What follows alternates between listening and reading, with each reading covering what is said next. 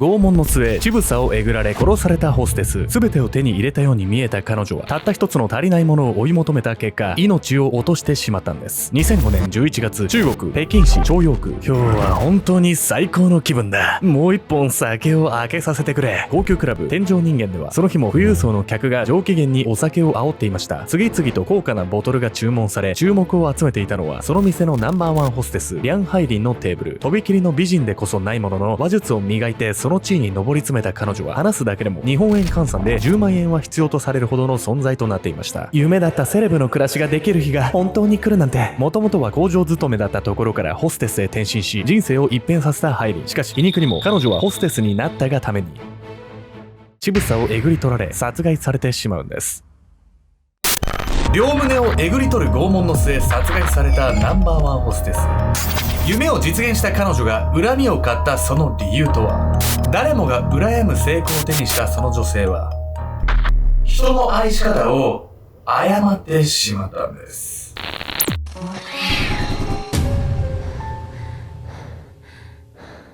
おそすけなんです。みやみやみこんです。聞いて、この前さ、結構人混みに私立ってたの。横断歩道を待ってたら、いきなりね、どこ突っ立ってんだよって言われたの。男性のね、方だったんだけど、で私あんまりそういう時に、とか、何ですかとか、言えないというか、出てこないタイプの。人によってあるじゃない、そういう時どんな反応するか。でも、言われた後に、もんもんもんもんもんとすごい考えちゃう。なんでそんなこと言われなきゃいけないの？そもそも言い方もあるでしょとか、もんもんとするんだけどさ、あなたならどうした？そこ立っていい場所でしょ別に。普通に立っていい場所。考える間もないのよ。どこ突っ立ってんだよって言ってバーって行くんだよ。ここっていう真似します私、今回は中国の北京で起きたあまりにも凄惨な殺人事件をご紹介します。被害者は高級クラブのナンバーワンホステスだったのですが、拷問され殺害されてしまうという本当に恐ろしい事件。それは何？お客さんとのトラブルでそういうことになっちゃったの？お客さんの男が逆上してやっちゃったみたいな？それがね、よくありそうなパターンな気はするんですけど、今回はお客さんではないんですよ。ナンバーワンホステスなんで、ある意味成功を掴んでると言ってもね、いい立場だったんですけど、何かね、心が満たされなかったんです、彼女は。そしてそのヤバい男がどうにか自分のその心の空白をね、埋めてくれると信じて、不運にもね、近づいてしまったんです。事件は被害者の自宅付近を巡回していた警備員によって明るみに出されるんです。彼が連れていた犬は女性を襲った拷問の痕跡を決して見逃さなかったんです。ナンバーワンホステスの死。2005年11月13日、中国北京市朝陽区。おい、どうしたんだ急に。高級住宅街の一角を担当していた警備員は、前を走る警備犬を必死に追いかけていました。いつものように街を巡回していたところ、警備犬は何かを感じ取ったかのように急に走り出したんです。そして、ひどい匂いだな。警備犬に導かれ、たどり着いたその場所は一軒の邸宅。その家の中からは玄関前まで血の匂いが漂ってきており、警備員はただごとではないと察するんです。その後到着した警察は非常事態と判断し、すぐに家の中へ突入。するとそこで想像の遥か上を行く光景を目にするんです。なんてありさまだ。思わず口を押さえ、その顔をしかめた警察官たち。彼らの目の前に現れたのは、両胸をえぐられた女性の遺体でした。衣服を剥ぎ取られ、血だまりの中に横たわっていたその遺体。乳房があったはずの場所には赤黒い穴が開いており、首には頸動脈を切られた大きな傷跡が。あまりの惨状に現場にいた警察官のうち数名は思わず嘔吐してしまうほどでした。亡くなっていた女性は高級クラブ天井人間のナンバーワンホステスリャン・ハイリン。検視の結果、彼女は生きたまま乳房をえぐり取られ、拷問の末に亡くなったことが判明したんです。生きたまま胸えぐられるってさ、容赦なさすぎない？どんだけの恨みがあったのよ。ただね、現場の状況から考えると、ハイリンが殺された理由に関してなんですけど、恨み以外のね、何か別の理由もあったんじゃないかって思われるんです。ハイリンの遺体に性的暴行の形跡はなく、彼女の自宅から現金や宝石類が紛失していたことから、犯行は強盗目的と推測されました。部屋の中には物が散乱しており、犯人が散々に家を物色したことは明白。ただ不可解だったのは、家の壁のそこかしこに傷がつけられ、一部は鉄筋が露出してしまうほどの状態になっていたこと。犯人はハイリンが壁の中にまで何かを隠していると睨み、その部屋を荒らしているように見えたんです。一方で、彼女の銀行カードや預金通帳には一切手がつけられていませんでした。高級クラブのナンバーワンだったハイリンの資産は日本円換算で約2億円。それにもかかわらず、犯人が預金を狙わなかったことにもまた違和感があったんです。犯人が家の壁を壊してたって、なんか目的が何もわかんない変な話よね。壁の中に何があったっていうの？実はね、壁の中に何があったかっていうのは今も分かってないんです。ただ壁が壊されたことについては終盤でね、もう一度話が出てくるんで、よく覚えておいてください。こうしてあまりにも無残な姿で殺されてしまったハイリー。そもそも彼女はどのようなホステスだったのでしょうか？最初の花魁。1995年、北京のとある工場では、一人の女性がせっせと汗を流していました。周囲の女性に比べ、背が高く、顔立ちが整ったその女性は、当時20代前半のハイリー。彼女は北京の名門大学を卒業した後、地元の河北省には戻らず、都会での就職を選んだんです。そして、工場で作業を行うハイリーの表情は、暗く曇っていました。こんなんじゃ、いつまで経っても貧乏なままだわ。実家が裕福ではなかった彼女は、大人になってその生活から脱することをずっと夢見てきました。高価な化粧品やドレスで着飾り、華やかなパーティーへ出かけるセレブの暮らしに憧れていたハイリン。しかし努力していい大学を出たにもかかわらず、工場の給料は決して高いとは言えず、ハイリンは現実の厳しさに打ちひしがれていたんです。また知的で容姿が整っていたハイリンにとって、その職場は不条理を感じずにはいられない場所でした。私の方が能力も見た目も絶対上なのに、なんでこの人たちの方が給料が高いのよ。そう、長く働いていれば給料が上がっていく工場のシステムは、ハイリンのような元から才能のある女性からすれば理不尽に思えたんです。不満を募らせたハイリンはその後工場を早々に退職。そして才能一つで勝負できる場として高級クラブのホステスという職へたどり着くんです。彼女が働くようになった店は、当時開店したばかりの高級クラブ天井人間商務式 KTB という業態に分類される店でした。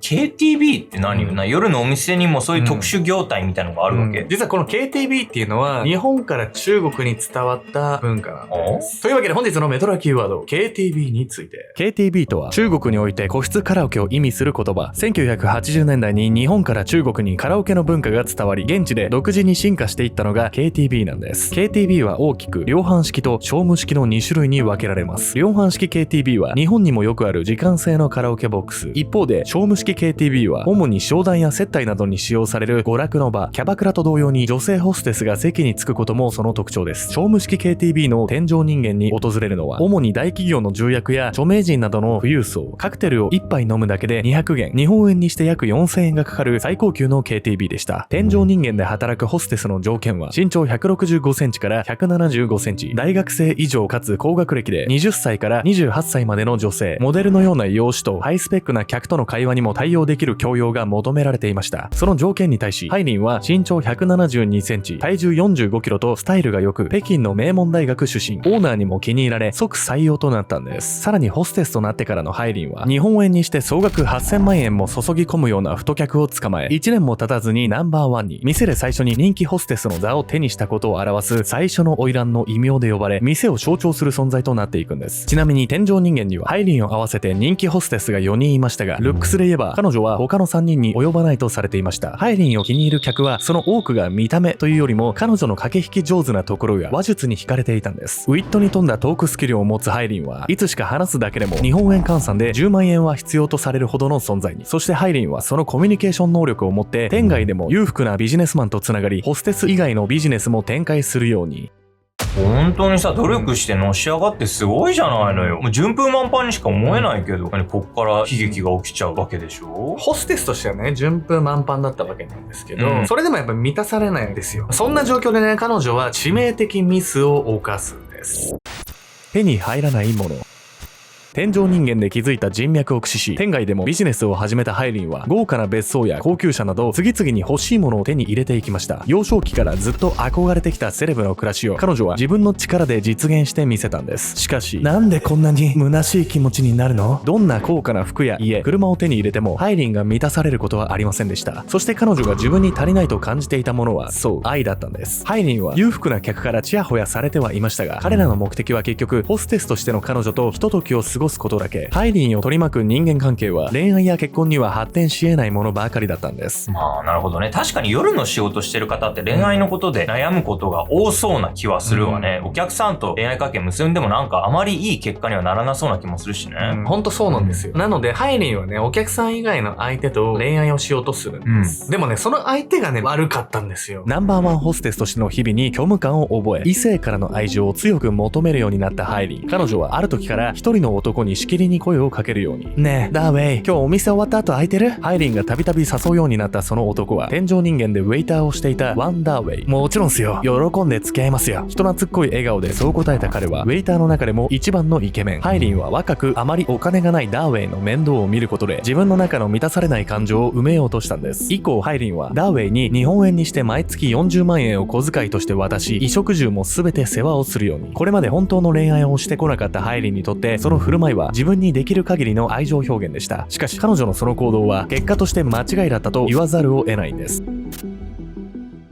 ハイリンと交際し始めてしばらくした頃、ダーウェイは唐突にこんな話を切り出した。なあハイリン、今月ちょっと金足りなくて、また小遣い頼むよ。ハイリンは思わず顔をしかめた。どういうこと？何したらそんなにすぐお金なくなるのよ。彼女にそう問われると、ダーウェイは罰が悪そうな顔でこう言う。その借金の利息を払ったらなくなっちまったんだよ。月40万円もの小遣いをもらっているにもかかわらず、なぜダーウェイから借金などという言葉が出てくるのか、単純な話だった。労せずお金が入るようになったダーウェイは、そのほとんどをギャンブルにつぎ込んだ。いつしか負けがかさみ、彼は多額の借金を抱えていたのだ。あなた、何考えてんの？私そんなことのためにお金渡してるわけじゃないわ。自分が渡したお金で堕落してしまったダーウェイを前に、ハイリンは激しく憤った。ハイリンが彼の面倒を見ていたのは、女性としての幸せをつかむため。しかし、その男と一緒にいて、その願いが叶うはずもないことは、もはや目に見えていた。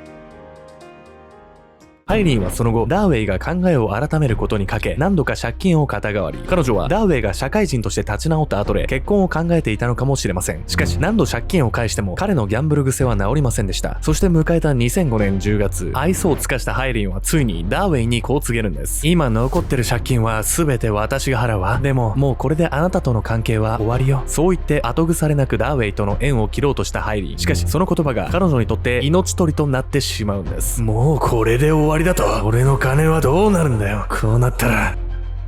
ハイリンを殺して全部奪ってやる。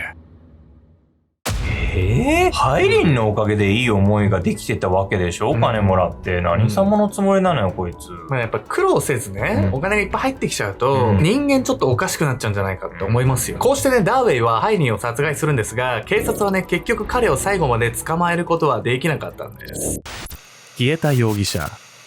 2005年11月13日、ハイリンはダーウェイと別れて1ヶ月後に北京の自宅で殺害されました。彼女の自宅付近の防犯カメラ映像を調べると、ダーウェイとそのいとこの姿が映されており、警察は2人が犯人であると確信。ダーウェイのアパートへ急ぎます。しかし、その部屋はすでにもぬけの殻。ダーウェイとそのいとこはとっくに海外逃亡していたんです。くそ、やられた。アパート内から採取された指紋は、ハイリンの自宅に落ちていた凶器のナイフについていたものと一致。ダーウェイの犯行は疑いようもなくなるのですが、もはや追跡は困難でした。渡航履歴からダーウェイとそのいとこの行き先はホンジュラスだと発覚。当時の中国とは国交がなく、身柄引き渡しを要求することも叶わなかったんです。こうして捜査は頓挫してしまい、再び事態が動き出したのは事件から1年が経った頃、警察はダーウェイとそのいとこが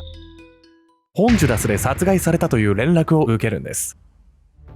犯人が2人とも殺されちゃったの？そんなことある？実はね、2人が逃亡先で殺害されたっていうのは偶然ではないとされているんです。皆さんは被害者のハイリンが殺害された時、彼女のね、部屋の壁がね、壊されていたのを覚えているでしょうか？その部屋の事情がこの事件の闇深さを物語っているんです。ダーウェイとそのいとこによって両胸をえぐり取られるようにして、あまりにもひどい殺され方をしたハイリン。さらに彼女の自宅は一部鉄筋がむき出しになるほど壁が壊された異様な状態に。これはあくまでも憶測の域ですが、ハイリンは何らかの犯罪に関与しており、その犯罪に関係する何かを壁の中に隠していた。ダーウェイとそのいとこは壁の中の何かを回収する役として使われ、海外逃亡した後、用済みになったため殺されたと。ダーウェイたちはギャンブルで借金まみれだったにもかかわらず、ホンジュラス行きの航空券やビザの手配をハイリンを殺害する前には済ませていたといいます。その資金は一体どこから出されたものだったのか。彼らがハイリンの銀行カードや通帳に手をつけていなかったことも含め、事件に黒幕がいる可能性は拭いきれないんです。ホステスとして華々しい成功を遂げながらも愛情に飢え、間違った相手に尽くした結果、悲劇の死を遂げてしまったハイリン。彼女は一体どうすれば本当の意味で幸せになれたのでしょうか。ハイリンと同じようにお金や快適な暮らしを手に入れるだけでは満たされないと考える人は多いはず。あなたにとって本当の幸せとは何だと思いますか？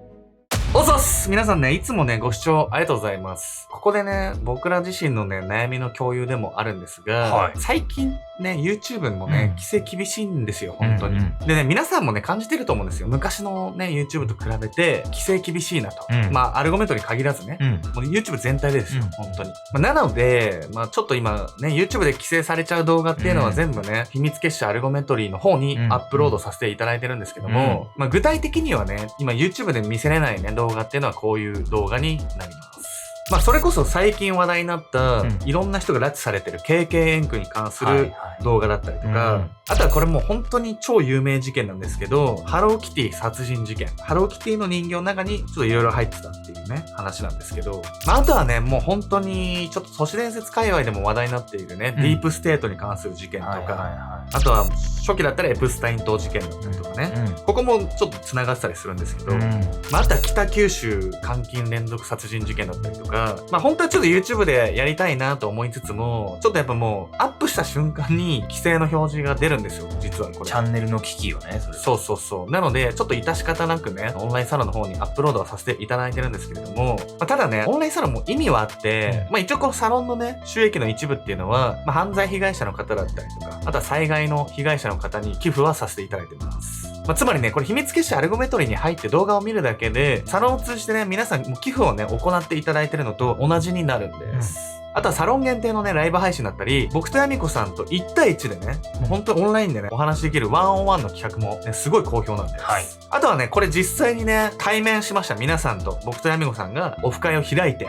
東京でね、オフ会を開いた時の様子の写真です。まあ、というわけでね、本当にサロンもコンテンツ盛りだくさんで、こういった感じでね、入ってよかったなっていう声をね、多数いただいております。まあ、とはいえね、ちょっといきなりお金払ってね、動画見たことないよ、みたいな。ちょっと不安だよっていう方もね、いると思うんで、今回ね、特別にね、もう新春っていうことで、新春無料キャンペーンを実施させていただきたいと思います。まあ今この動画を見ている方が、今このタイミングで入会すればですね、無料で限定動画が見放題なんです。まあですがね、ちょっとこちらの無料キャンペーン毎回好評で、僕らもね、ちょっと上限をつけてはいるんで、いきなり締め切っちゃう可能性あります。なので、今まさにこの動画見てる方は、お早めにね、固定コメント概要欄の方から秘密結社アルゴメトリをぜひチェックしていただければと思います。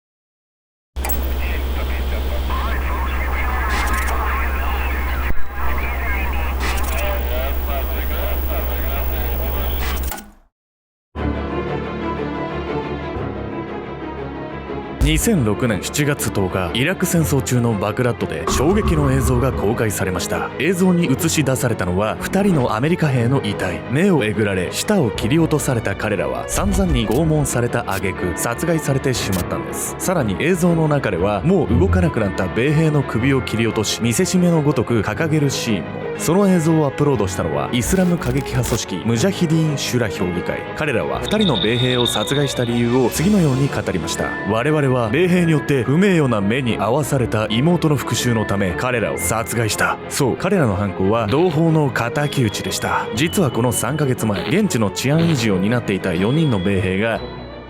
14歳の少女を寄ってたかって殺害したんです。14歳の少女を4人がかりで殺害したアメリカ兵。彼らは一体どういうつもりで奪う必要のないその命を奪ってしまったのか。占領政策を任されていた彼らにとって現地人を殺すのはアリを潰すのと同じくらいの感覚だったんです。